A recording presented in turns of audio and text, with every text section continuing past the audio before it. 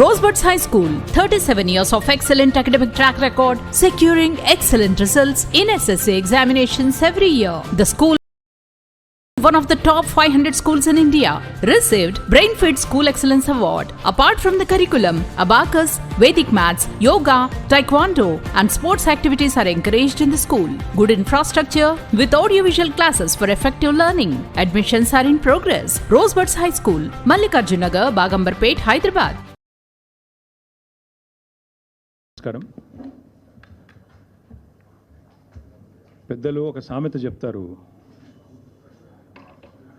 నీరు పళ్ళ మెరుగు నిజం దేవుడు ఎరుగు అని చెప్తారు. కానీ తెలంగాణ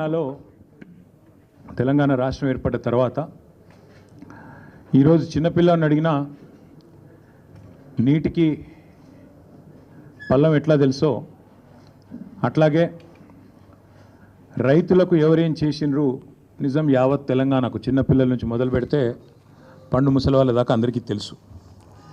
తెలంగాణలో రైతు రాజ్యం ఎవరు తీసుకొచ్చారో, తెలంగాణను ధాన్యం ఉత్పత్తిలో భారతదేశంలోనే పంజాబ్ను హర్యానాను తలదన్ని నెంబర్ 1 ఎవరు చేసినరో తెలంగాణ ప్రజలకు తెలుసు.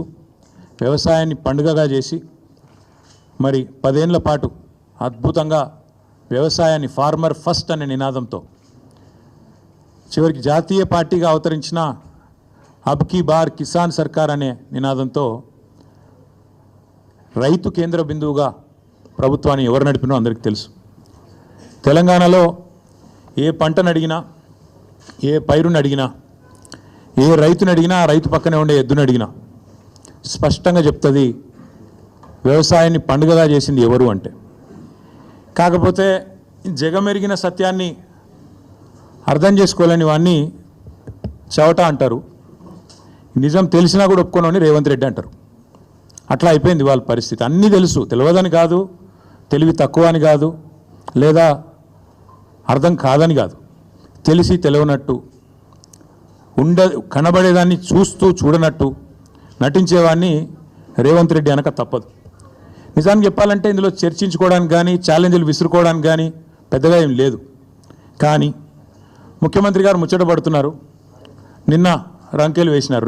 రొటీన్గా ఆయన పాపం సభ పెట్టినాడు అంటే 4 బూతులు, 5 ఛాలెంజ్లు, 6 తొడలు కొట్టే డైలాగులు, 2 గుడ్డలు ఊడదీస్తా అని 2 మళ్ళీ భాషణాలు, వాగ్భూషణాలు. ఈ టైప్లో షరామామూలుగా గత 18 నెలలుగా టైంపాస్ కార్యక్రమం ఏదైతే నడుస్తుందో ముఖ్యమంత్రి ముచ్చటపడుతుండు. కాబట్టి ఇప్పుడైనా ఎప్పుడైనా ఎక్కడైనా మేము రెడీ చర్చకు. నిన్న ముఖ్యమంత్రి గారు పేరు తీసుకొని మరీ పిలిచిండు. కేసీఆర్ వస్తాడా, కేటీఆర్ వస్తాడా, రాండ్రి అన్నాడు. నీకు కేసీఆర్ అంత లేదు కానీ మేము చాలు నీకు, వస్తాం, మీరు ఎక్కడ పెడతారో పెట్టండి, వస్తాం. కాకపోతే మేమంటే ఎప్పటికప్పుడు రెడీగా ఉంటాం, ఎందుకంటే ఇలా 10 ఏళ్ళు మునిగి తేలిన వాళ్ళం కాబట్టి మేము ఎప్పుడు రెడీ. కాకపోతే మీకు కొద్దిగా ప్రిపరేషన్ టైం కావాలి, మాకు తెలుసు. ఎందుకంటే మీ మంత్రులు గతంలో కూడా మేము శాసనసభలో మీరు ప్రతిపక్షంలో ఉన్నప్పుడు కూడా చర్చ పెడతామంటే మేము ప్రిపేర్ అయ్యి రాలేదండి అంటారు. ముఖ్యమంత్రి గారు అయితే ఆయనకు తెలుసు, మీకు పాపం బూతులు తిట్టడమేమో ఈజీ, చాలా ఈజీ కదా. బూతులు మాట్లాడడము, డైలాగులు కొట్టడం, గుడ్డలు ఉడదీస్తా అనడము, గుడ్డలు ఉడదీస్తేనే ఇందిరమ్మ గొప్పతనం తెలుస్తుంది అనడము, ఇవన్నీ చాలా ఈజీ. కానీ ముఖ్యమంత్రి గారికి నేను ఎందుకు 72 గంటలు టైం అంటున్నా అంటే, మళ్ళీ మీరు అక్కడికి చర్చకు వచ్చి బేసిన్లు బెండకాయలు అని చెప్పి ఆయనతో ఉన్న పరువు తీసుకుంటే తెలంగాణ ముఖ్యమంత్రి పరువు పోతుంది. ఇప్పటికే మీరు ఎంత సిగ్గుమాలిన వ్యక్తో ఇప్పటికే అందరికి అర్థమైపోయింది. ఎవడన్నా అడుగుతాడండి ముఖ్యమంత్రి, దేవాదుల గోదావరి బేసిన్లు ఉన్నదా అని అడిగే పరిస్థితి ముఖ్యమంత్రిది. బేసిన్ తెలియదు, బెండకాయ తెలియదు. దాంతోపాటు ఇంకా దరిద్రం ఏంటంటే నల్లమల పులి అని చెప్పుకుంటాడు. నల్లమల తెలంగాణలోనే ఉంది కదా అని అడుగుతాడు మీటింగ్లో. అంటే ఇంత నికృష్టమైన వ్యక్తి కాబట్టే కొద్దిగా ప్రిపేర్ అయ్యేందుకు టైం వారికి 72 గంటల సమయం ఇస్తా ఉన్నాం. లేదు ముఖ్యమంత్రి గారు కనుక ముచ్చటపడి లేలే మా సొంత ఊరికే రండి కొండారెడ్డిపల్లి కంటే అక్కడికైనా వస్తాం, లేదు మా సొంత నియోజకవర్గం కొడంగల్లో పెడతా నేను అంటే నీ ఇష్టం, అక్కడైనా పెట్టు. లేదు మా నాయకుడు కేసీఆర్ గారి సొంత ఊరు చింతమడకకు వస్తావా, అక్కడ రెడీగా ఉంటాం. లేదు మా నాయకుడు కేసీఆర్ గారి నియోజకవర్గం గజ్వేలు, అక్కడికి వస్తావా, నీ ఇష్టం. ఊరు నీ ఇష్టం, ప్లేస్ నీ ఇష్టం, సమయం డేటు అన్నీ నీ ఇష్టం. నేను రెడీ, మా పార్టీ తరపున నీ సవాల్ను స్వీకరిస్తూ ఉన్నాం. ఇందులో ముఖ్యమంత్రి గారి తరపున మరి ముఖ్యమంత్రి గారు ఇచ్చిన సవాల్ను పార్టీ తరపున నేను స్వీకరిస్తా ఉన్నా. వాస్తవాలు చెప్పాలి అంటే దశాబ్దాలుగా దగాబడ్డ తెలంగాణను కేసీఆర్ గారి నాయకత్వంలో ముఖ్యంగా వ్యవసాయము సాగునీటి రంగంలో ఎట్లాంటి విప్లవం సృష్టించినామో ప్రజలందరికీ ఇప్పటికే వారి అవగాహనలో ఉంది, వారి అవగతంలో ఉంది, వారి అనుభవంలో ఉంది. అయినప్పటికీ కొన్ని విషయాలు గుర్తు చేయాల్సిన బాధ్యత మా మీద ఉన్నది. ఆనాడు సమైక్య రాష్ట్రంలో తెలంగాణను నీళ్ళు ఇవ్వక ఎండబెట్టినారు కాబట్టే, కరెంట్ ఇవ్వక కాల్చక తిన్నారు కాబట్టే తెలంగాణ ఉద్యమం పుట్టింది. నీళ్లు, నిధులు, నియామకాలు అనే ఒక నినాదంతో ఆనాడు మేము ఉద్యమాన్ని నడిపాం. ఈరోజు ముఖ్యమంత్రి గారు కూడా అదే నినాదంతో పనిచేస్తున్నారు. నీళ్ళేమో ఆంధ్రాకు పంచుతున్నారు, ఆంధ్రాకు పంపుతున్నారు, బనకచెర్ల పేరిట ఇంకో పేరిట. నిధులేమో ఢిల్లీకి పంపుతున్నారు. ఇక నియామకాలు మీకు తెలుసు, ఆయన అనుయాయులకు, ఆయన తొత్తులకు కొంతమందికి నియామకాలు మాత్రం ఇచ్చుకొని బ్రహ్మాండంగా వాళ్ళతో తెల్లారలేస్తే మమ్మల్ని తిట్టించే కార్యక్రమం మాత్రం చేస్తూ ఉన్నాడు. వాస్తవం ఏంటి అంటే స్వతంత్ర భారతదేశ చరిత్రలో 78 ఏళ్ళ భారతదేశ స్వాతంత్రానంతరం ఏ ప్రభుత్వము కూడా కేసీఆర్ గారి ప్రభుత్వం చేసినంతగా రైతులకు ఎన్నడూ సాహసోపేతమైన కార్యక్రమాలు తీసుకోలేదు అనేది అక్షర సత్యం. రైతు బంధు అనే ఒక విప్లవాత్మకమైన పథకం, ఇది ఇక్కడ అక్కడ కాదు. మొన్న నేను ఆక్స్ఫర్డ్ యూనివర్సిటీకి పోయినా, అక్కడ నేను చెప్తుంటే వాళ్ళే పరిశాన్ అవుతున్నారు. దాదాపు $9 బిలియన్ 70 లక్షల మంది రైతుల ఖాతాల్లో 11 విడతలుగా వేసినాము. Direct benefit transfer farm input programme called Rythu Bandhu అని చెప్తుంటే ఆక్స్ఫర్డ్లోని అధ్యాపకులు, ఆక్స్ఫర్డ్లోని అక్కడి విద్యార్థులు కూడా ఇది నిజమేనా అన్నట్టు అబ్బురపడి చూస్తూ ఉన్నారు. తెలంగాణ నేల మీద రైతు రాజ్యం తెచ్చిందే కేసీఆర్ గారు. భారతదేశంలోనే మొట్టమొదటిసారిగా అన్ని రంగాలకు 24 గంటల ఉచిత విద్యుత్తు, 24 గంటల విద్యుత్తు, అందులో ఉచిత విద్యుత్తు రైతులకు ఇచ్చిన మొట్టమొదటి రాష్ట్రం తెలంగాణ. మొట్టమొదటి ముఖ్యమంత్రి భారతదేశ స్వాతంత్రానంతరం కేసీఆర్ గారు మాత్రమే. ఇది నువ్వు అవునన్నా కాదన్నా, గింజుకున్నా గిలగిల కొట్టుకున్నా రేవంత్ రెడ్డి గారు, ఇది వాస్తవం నిలిచిపోతుంది. ఇందిరమ్మ రాజ్యం అన్నావు, ఇందిరమ్మ గొప్పతనం తెలవాలంటే గుడ్డలు కూడా తీసుకొట్టాలన్నావు. ఇందిరమ్మ గొప్పతనం ఏంది, ఇందిరమ్మ రాజ్యం గొప్పతనం ఏంది నీది అంటే కాలిపోయిన మోటార్లు, పేలిపోయిన ట్రాన్స్ఫార్మర్లు, ఎరువుల కోసం, విత్తనాల కోసం లైన్లలో మళ్ళా చెప్పులు. నువ్వే చెప్పినావు, నీ పార్టీ చెప్పింది, మాకు ఓటేయండి, మార్పు తెస్తాం, ఆనాటి రోజులు తెస్తాం అన్నావు. నిజంగానే తెచ్చినావు. ఇవాళ ఎరువుల కోసం, విత్తనాల కోసం ఇవాళ రాష్ట్ర వ్యాప్తంగా నీ చేతగాని ప్రభుత్వం, నీ అసమర్థ ప్రభుత్వం రైతులను కాల్చుక తింటున్న మాట వాస్తవం కాదా? నిన్నగాక మొన్న కొమరం భీం జిల్లాలో అక్కడ సిర్పూర్ అనుకుంటా అక్కడ ఊరు, అక్కడ వేల మంది ఆల్మోస్ట్ యుద్ధాలు చేసే పరిస్థితి ఒక ఎరువు బస్తా కోసం వచ్చిన మాట వాస్తవం కాదా? ఇలా ప్రతి మండలంలో రైతులు ఎరువుల కోసం, యూరియా కోసం ధర్నాలు చేసే పరిస్థితి వచ్చిన మాట వాస్తవం కాదా? మీరు ఎరువుల దుకాణాలకు ఆధార్ కార్డు చూపెడితే ఎకరానికి ఒక బస్తా ఇవ్వాలని చెప్పిన మాట, మీ అధికారులకు ఆదేశం ఇచ్చిన మాట వాస్తవం కాదా? ఎరువులు కూడా పంచే శాతగాని నువ్వు ఇవాళ కేసీఆర్ లాంటి నాయకుడిని పిలిచి చర్చకు రా అని మాట్లాడితే నవ్విపోదురుగాక నాకేమి సిగ్గన్నట్టు ఇంతకంటే హీనమైన పరిస్థితి ఉండదు. అట్లాగే దశాబ్దాలు దగా చేసింది నీ ప్రభుత్వం కాదా? సాగునీటి ప్రాజెక్టులు కట్టకుండా రైతులను ఎండబెట్టి రైతుల ఆత్మహత్యలకు తెలంగాణను కేర్ ఆఫ్ అడ్రస్గా మార్చింది మీరు కాదా?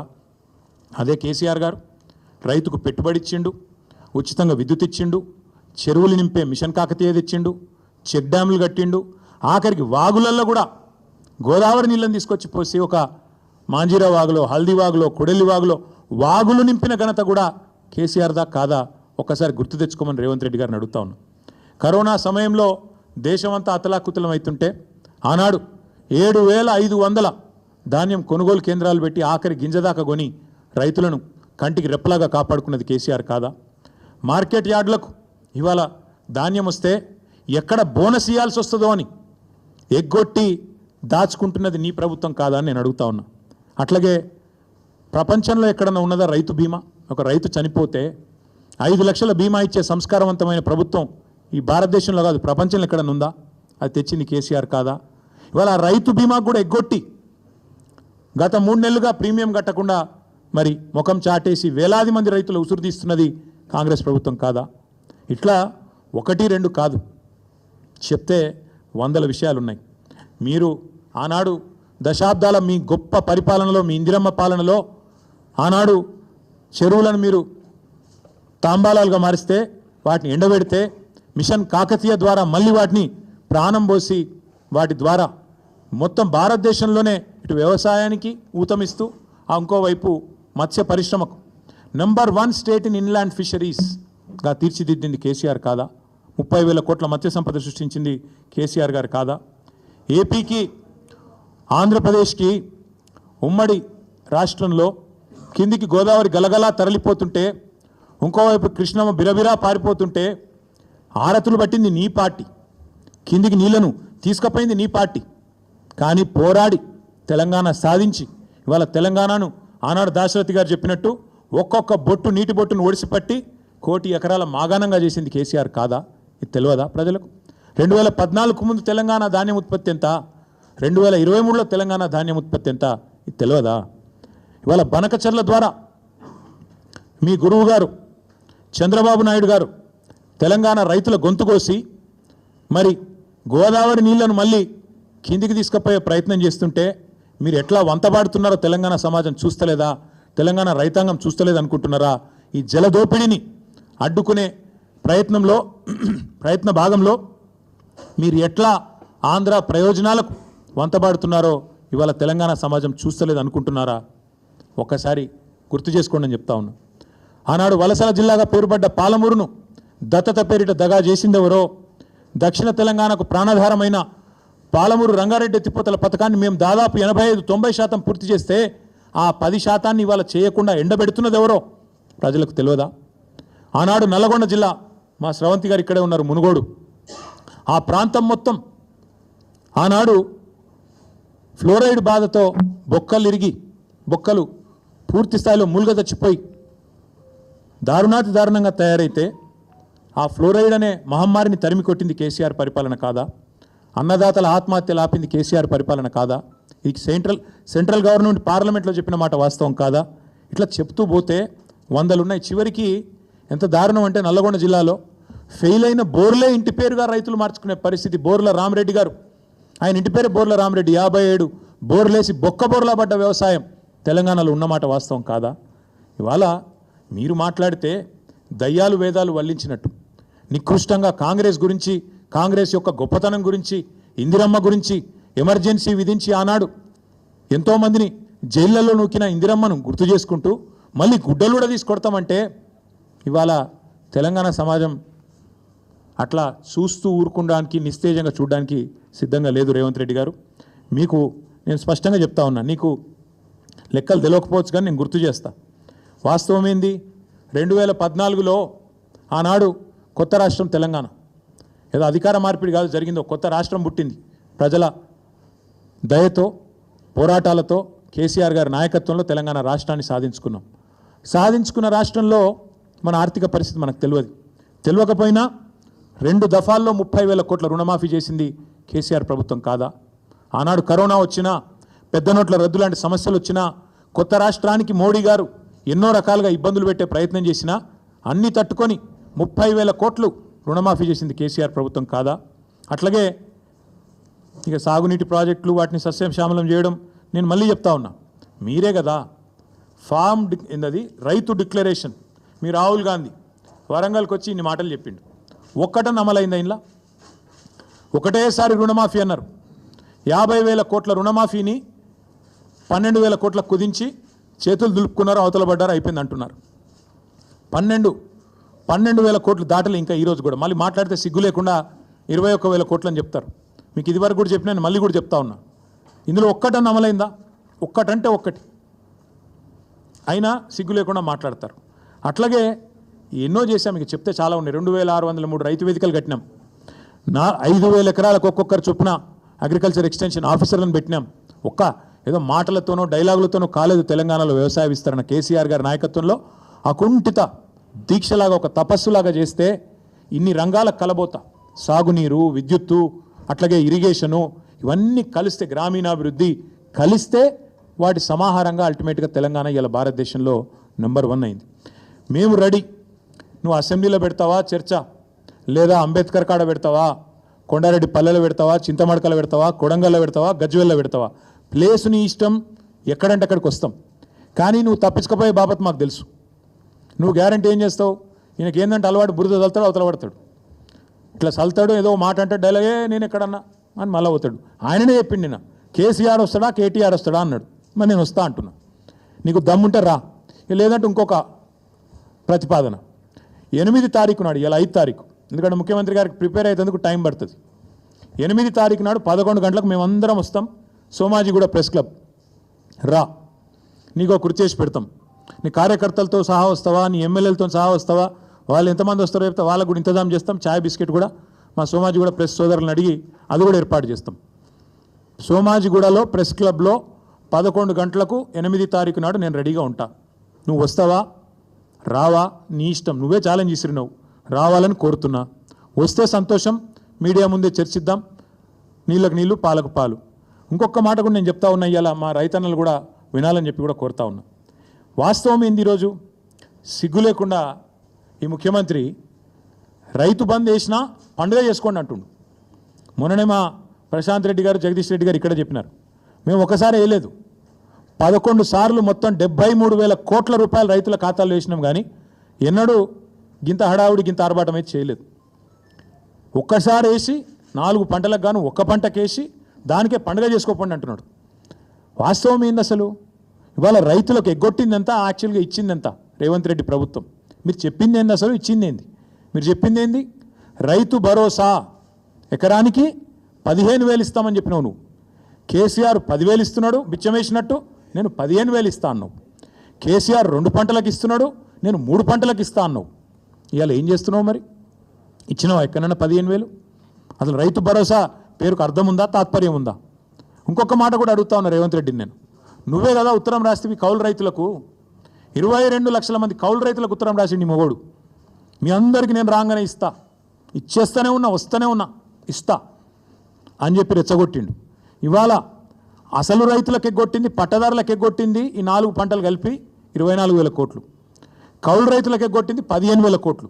మొత్తం కలిపితే ఈ ప్రభుత్వం ఒక్క రైతు బంధులోనే ఎగ్గొట్టింది 39,000 కోట్లు. ఎట్లా లెక్క అంటారా మీరు? ఆ లెక్క కూడా నేను తీసుకొచ్చిన, మీరు చూసుకోవచ్చు. ఒక్కొక్క ఎకరానికి ఎంత ఎగ్గొట్టిండు, మొత్తం కలిపి 39,000 కోట్లు ఎగ్గొట్టిండు ఒక రైతు బంధువులనే. ఇక రైతు రుణమాఫీ తీసుకుంటే అక్కడ దాదాపు 38,000 కోట్లు ఎగ్గొట్టిండు. 50,000 కోట్ల లెక్కను 12,000కు రౌండ్ ఆఫ్ చేసి ఆడొక 38,000 కోట్లు ఎగ్గొట్టిండు. రైతు బంధులో ఇంకో 39,000 కోట్లు ఎగ్గొట్టిండు. ఎట్లా అంటారా? 2023-24 రబీలో ఒక్కొక్క ఎకరానికి ఆనాడు 2,500 ఎగ్గొట్టిండు, 5,000 ఇచ్చి చేతులు దులుపుకున్నాడు. అప్పుడే ఎలక్షన్ అయిందన్నాడు. అప్పుడు కేసీఆర్ గారు పెట్టిన 7,500 కోట్లు ఇచ్చిండు, ఇచ్చి 2,500 ఎకరానికి అప్పుడే ఎగ్గొట్టిండు. తర్వాత ఒక పంట అయితే మొత్తానికి ఎగ్గొట్టిండు. ఎందుకంటే కేసీఆర్ ఏమో నాట్లు వచ్చినప్పుడు వేసేది, నాట్లు వేసేటప్పుడు రైతు బంధు వేసేది, ఈయన ఓట్లు వేసేటప్పుడే వేస్తాడు, తర్వాత వేయడు. మా రైతు సోదరులకు నేను చెప్తున్నా, మళ్ళీ ఓట్లు దాటినాయంటే తర్వాత రైతు బంధు ఉండదు, దానికి రైతు బంధుకు రామ్ మర్చిపోండి. రేవంత్ రెడ్డి గారి ప్రభుత్వం రైతు బంధును ఎగ్గొడుతుంది, ఏదో ఒకటి చెప్పి తప్పించుకుంటుంది. ఈ 2024-25లో అన్నాడు మొత్తం 23-24 వానాకాలంలో రబీల్నేమో 5,000 ఇచ్చిండు, మొత్తం 23-24 వానాకాలం ఏమో మొత్తానికి ఎగ్గొట్టిండు 7,500. అటెనక 2024-25 దానిలో కూడా మొత్తం ఎగ్గొట్టిండు 7,500. మొన్న మళ్ళీ 1,500. అంటే మొత్తం కలిపితే ఒక్కొక్క ఎకరానికి 19,000 బాకీ రేవంత్ రెడ్డి ప్రభుత్వం ఒక రైతు బంధుకి. అంటే మొత్తం కలిపితే 1,52,00,000 ఎకరాలకు తీస్తే లెక్క మొత్తం కలిపి ఇప్పుడు నేను చెప్పిన 39,000 కోట్ల రూపాయలు ఎగ్గొట్టింది కాంగ్రెస్ ప్రభుత్వం. టోటల్గా అన్నదాతకు సున్నం పెట్టింది కాంగ్రెస్ ప్రభుత్వం. అట్లాగే ఇక ఆయన చెప్పిన మాటలు, ఎవరు రాహుల్ గాంధీ రుణమాఫీ అన్నాడు, ఏకకాలంలో చేస్తామన్నాడు, డైలాగులు తొడలు కొట్టుడు మెడలు కొట్టుడు, ఉరుకుని తెచ్చుకోండి, నేను వస్తూనే ఉన్నా వేస్తూనే ఉన్నా అన్నాడు. 49,500 కోట్లను కుదించి కేవలం దాన్ని రౌండ్ ఆఫ్ చేసి ఆఖరికి ఇవాళ 20,000 కోట్లు చేసినామని బయట చెప్తారు, నిజానికి ఇచ్చింది మాత్రం ఇప్పటికి 12,000 కోట్లు మాత్రమే, అక్కడ ఎగ్గొట్టిండు. అట్లే రైతు కూలీలకు మోసం, 500 బోనస్ అని అక్కడ మోసం, కౌలుదారులకు మోసం, ఆఖరికి పంటలు కొనక అది కూడా మోసం. కొంటే బోనస్ ఇవ్వాలి కదా, మొదలు వడ్లన్నిటికి ఇస్తామన్నారు, దొడ్డు వడ్లకు బోనస్ అని చెప్పిండ్రు, కానీ ఆఖరికి ఏం చేసిండ్రు, సన్న వడ్లకు అన్నారు, ఆ సన్న వడ్లకు కూడా ఇవ్వలేదు. ఆఖరికి మొత్తం మార్కెట్కి తెచ్చిన ధాన్యం 30% కూడా కొనలేదు. ఇది వాస్తవం. ఇక చెప్తా పోతే చాలా ఉన్నాయి, కానీ నేను ఒకటే చెప్పేది, ఇట్లా ఎన్నో రకాలుగా ఈ రైతులను మోసం చేసి ఈరోజు రాష్ట్రంలో ఉండే నిరుద్యోగులు ఇంకా పెద్ద జోకు, 60,000 తలకాయలు లెక్క పెడతారట. మందికి పుట్టిన బిడ్డలు మా బిడ్డలు అని చెప్పుకునే బాపతు.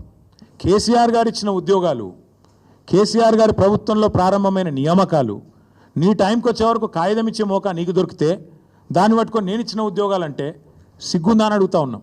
వస్తావా అశోక్ నగర్కి చర్చకి? అశోక్ నగర్లో పెడదాం, వస్తావా? నిరుద్యోగుల మధ్యన చర్చ వచ్చింది కదా. నువ్వు మీ రాహుల్ గాంధీ ఛాయ్ తాగి పోజులు కొట్టి తెలుగులో ట్వీట్ పెట్టి మొదటి సంవత్సరంలో 2 లక్షల ఉద్యోగాలు ఇస్తాం అని నరికి 2 ఉద్యోగాలు మాత్రం సంపాదించుకొని నువ్వోటి ఆయనోటి తప్పించుకొని తిరుగుతున్నారు కదా. వస్తావా అశోక్ నగర్కి చర్చకి? దమ్ముందా? సిగ్గుందా? మందికి పుట్టిన బిడ్డలు మా బిడ్డలని చెప్పుకోనికే. ఈ మాట ఎందుకు అంటున్నా అంటే ఇవాళ తెలంగాణలోని ప్రతి వర్గం నీ మోసాన్ని అర్థం చేసుకున్నది. ఇవాళ మా మహిళా తల్లులు 1 కోటి మందిని కోటీశ్వరులను చేస్తాను డైలాగులు కొడుతున్నావు కదా. నువ్వు కోటీశ్వరులను చేసినేమో కానీ వాళ్ళకి 2500 ఇస్తే చాలని చెప్పి వాళ్ళు ఎదురు చూస్తూ ఉన్నారు. 100 రోజులు ఇస్తా అన్నావు. 1,68,00,000 మంది ఆడబిడ్డలు ఎదురు చూస్తూ ఉన్నారు. 18 ఏళ్ళు నిండిన ఆడబిడ్డలు జనాభా లెక్కల ప్రకారం మన ఓటర్ సంఖ్య ప్రకారం 1,68,00,000 మంది ఉన్నారు. వాళ్ళందరూ ఎదురు చూస్తున్నారు ఎప్పుడు వస్తుంది 2,500 మహాలక్ష్మి అని. మా తమ్ముళ్ళు ఎదురు చూస్తున్నారు, మా చెల్లెలు ఎదురు చూస్తున్నారు. నువ్వు ఇస్తానన్న స్కూటీలేవి, నువ్వు ఇస్తానన్న నిరుద్యోగ భృతి ఏది, నువ్వు సంవత్సరంలో నింపుతానన్న 2 లక్షల ఉద్యోగాలు ఏవి, వాళ్ళు ఎదురు చూస్తూ ఉన్నారు. రైతులు ఎదురు చూస్తున్నారు ఎప్పుడు ఇస్తాడు, ఎప్పుడు చేస్తాడు సంపూర్ణ రుణమాఫీ, ఎప్పుడు ఇస్తాడు 15,000 రైతు బంధు అని. అట్లాగే మా పెద్ద మనుషులు ఎదురు చూస్తున్నారు 4,000 పెన్షన్ ఏమాయని. ఇట్లా ప్రతి వర్గాన్ని మోసం చేసి ఇంకా బుకాయించుకుంటూనే బతుకుతా అంటే నడవదు రేవంత్ రెడ్డి గారు. అందరికీ అన్ని విషయాలు తెలిసిపోయినాయి. అందుకే నీ సవాల్ నేను స్వీకరిస్తున్నా. నీకు దమ్ముంటే నీ మాట మీద నిలబడే మనిషివే అయితే ప్లేస్ నువ్వు డిసైడ్ చేయి, డేట్ నువ్వు డిసైడ్ చేయి. ఈ 3 రోజుల్లో తప్పించుకునే ప్రయత్నం చేస్తావు కాబట్టి, నువ్వు మాట మీద నిలబడే మనిషివి కాదు కాబట్టే నేను ఒకటి ప్రతిపాదిస్తున్నా. నువ్వు ఈ 3 రోజుల్లో నువ్వు చెప్తేనేమో నువ్వు 7కి రమ్మంటే ఆడికి వస్తా. దబ్బన కాదంటే 8 తారీఖు నాడు ప్రెస్ క్లబ్లో 11 o'clock మేమందరం వస్తాం, మా బృందం వస్తాం. మేము మీలాగా మందం తీసుకొని రాము. మేము ఓన్లీ మా లెజిస్లేటర్లు, మా సీనియర్ నాయకులు 10-15 మంది వస్తాం. బ్రహ్మాండంగా అంత సావధానంగా మీరు ఏది కావాలంటే సాకల్యంగా చర్చిద్దాం. మేమేం చేసినాం, మీరేం చేస్తుండ్రు, ఎవరెవరిని మోసం చేస్తాండ్రు, నువ్వు వస్తావా ఇంకెవరిని పంపుతావా నీ ఇష్టం. నువ్వే రావాలని నేను డిమాండ్ చేస్తున్నాను. ఎందుకంటే దూత్ కా దూత్ పానీ కా పానీ కావాలంటే మాత్రం నువ్వే సవాల్ చేసినావు, రా అని. నీ సవాల్ స్వీకరిస్తున్నాం, రా అని చెప్పి విజ్ఞప్తి చేస్తున్నాం. మీకు కూడా ధన్యవాదాలు. తప్పకుండా మీరు కూడా రావాలని నేను కోరుతా ఉన్నా.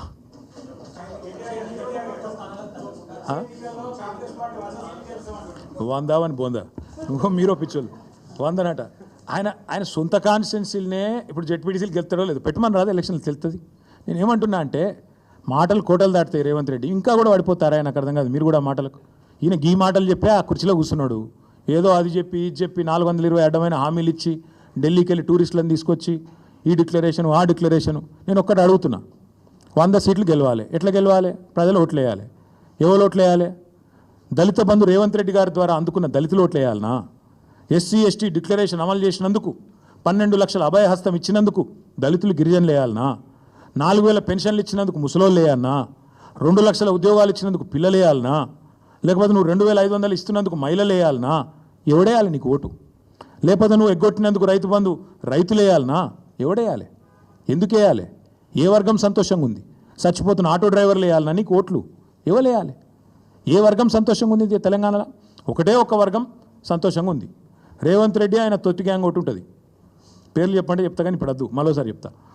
ఆ తొట్టి గ్యాంగ్ మాత్రం బాగా భయంకరమైన దోపిడీ, దండుపాలెం ముఠాలెక్క దోచుకునే పనులు ఉంది. వాళ్ళు మాత్రం సంతోషంగా ఉన్నారు. బిల్డర్లను గోకుడు, కాంట్రాక్టర్లను గీకుడు, ఆ పనిలో మాత్రం ఫుల్ ఉన్నారు, బిజీగా ఉన్నారు. నేను ఒక్కటి అడుగుతున్నా బ్రదర్, ఒక్క కొత్త స్కీమ్ అమలు కాదు, ఇచ్చిన ఒక్క మాట నెరవేరదు. కానీ ఇప్పుడు అప్పు, రాష్ట్ర ప్రభుత్వం యొక్క అప్పు 2 లక్షల కోట్లకు చేరుతుంది. ఏడబోతున్నాయి పైసలన్నీ? బడ్జెట్ కాకుండా 2 లక్షల కోట్ల అప్పు. రైతు బంధు రాదు, రుణమాఫీ సంపూర్ణంగా జరగదు, మహిళలకు 2,500 రాదు, పెద్ద మనుషులకు పెన్షన్ 4,000 రాదు, ఒక ఇల్లు కట్టింది లేదు, ఒక చెక్ డ్యామ్ కట్టింది లేదు, ఒక చెరువు తవ్వింది లేదు, ఒక ఇటుక పెట్టింది లేదు. ఏడబోతున్నాయి పైసలన్నీ?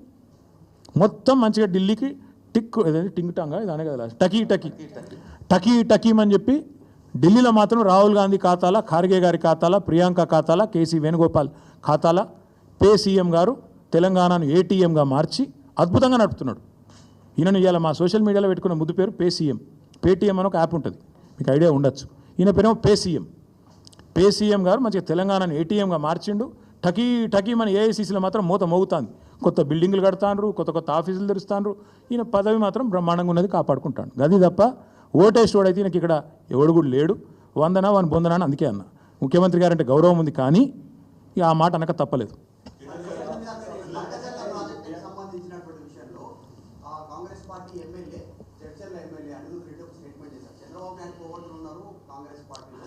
ఇక అస్సలైన కోవట్టే ముఖ్యమంత్రి బ్రదర్కి ఏం చెప్పాలి నీకు. అసలు సిసలైనోడే ముఖ్యమంత్రికి. అసలు కోవట్టు రాష్ట్రంలో నడుస్తున్నది ప్రజాపాలన కాదు, రాష్ట్రంలో నడుస్తున్నది కోవట్టు పాలన. చంద్రబాబు నాయుడు గారి కోవట్టు ఇవాళ రాష్ట్రాన్ని ఏలుతున్నాడు. ఇది వాస్తవం. తమ్ముడు ఆ ఎమ్మెల్యే గారిని నేను అభినందిస్తున్నా. వాస్తవం, కనీసం కాంగ్రెస్లో ఒక్కడన్నా నిజం చెప్తాడు మిగిలిండు. ఆ ఎమ్మెల్యే గారిని నేను అభినందిస్తున్నా. ఎందుకంటే కరెక్ట్ ఆయన చెప్పింది. రాష్ట్రంలో నడుస్తున్నది పక్కా కోవట్టు పాలన. ఇక్కడి నీళ్లను ఆంధ్రాకి ఎట్లా తరలించాలనే కోవట్టు పాలన, ఇక్కడి నిధులు ఢిల్లీకి ఎట్లా తరలించాలనే కోవట్టు పాలన, ఇక్కడి నియామకాలను ఆదిత్యనాథ్ దాస్ గారిని తెచ్చి మొన్నటిదాకా తెలంగాణకు వ్యతిరేకంగా 10 ఏళ్ళు పనిచేసిన ఆదిత్యనాథ్ దాసు ఆయనని తీసుకొచ్చి ఎవడన్నా పెడతాడా? సాగునీటి సలహాదారి పెడతారా ఎవడన్నా? నిన్న మొన్నటిదాకా 10 ఏళ్ళు నీకు వ్యతిరేకంగా పనిచేసిన వాడట ఇవాళ వచ్చి న్యాయం చేస్తారట. ఏమన్నా మెడకాయ మీద తలకాయ ఉన్నోడు చేసే పని. అందుకే అంటున్నా, రాష్ట్రంలో జరుగుతున్నది కరెక్ట్గా కోవట్టు పాలన. This man the chief minister is a coward అనే డౌటే లేదు. అలా అనుమానం ఏముంది మీకు? Thank you. బీసీ రిజర్వేషన్ల విషయంలో మా పార్టీ ఇక్కడ కాదు, శాసనసభలోనే మేము కడిగి పారేసినాం. మా తలసాని శ్రీనివాస్ యాదవ్ గారు, అట్లాగే మా పార్టీ తరఫున మాట్లాడిన గంగుల కమలాకర్ గారు ఆ రోజే ప్రభుత్వాన్ని మేము చాలా స్పష్టంగా చెప్పినాం, మీరు బీసీలను మోసం చేస్తున్నారు. మీకు స్పష్టంగా తెలుసు, మీ బీసీ డిక్లరేషను చిత్తశుద్ధి లేని శివపూజ లాంటిది. మీకు తెలుసు, తెలిసే బీసీలను మోసం చేస్తున్నారని అసెంబ్లీ వేదికగానే కడిగినాం. నేను ఒకటి మాత్రం స్పష్టంగా చెప్తున్నా బ్రదర్, ఈ ప్రభుత్వం చేత మోసగించబడని వాళ్ళు ఎవరు లేరు. బీసీలను 42% రిజర్వేషన్ అని మోసం, దళితులను గిరిజనులను అభయహస్తం 12 లక్షలు ఇచ్చేస్తా అని చెప్పి అట్లా దగా చేసిండు, మైనారిటీలను సప్లాన్ అని చెప్పి దగా చేసిండు. ఈ వర్గం ఆ వర్గం అని కాదు బ్రదర్, మహిళలను మోసం, రైతులను మోసం, యువతను మోసం, అందరినీ మోసం. ఇక మోసాల పరంపర గురించి 420 హామీల గురించి బోలెడు కాలం ఉంది, మాట్లాడుకునేందుకు టైం ఉంది. నా రిక్వెస్ట్ మీతో, ఈ 72 గంటల గడువు 8 తారీఖు నాడు 11 గంటలకు అందరం సోమాజిగూడ ప్రెస్ క్లబ్లో కలుసుకుందాం. మిగతా విషయాలన్నీ విస్తారంగా అక్కడ మాట్లాడుకుందాం. Thank you.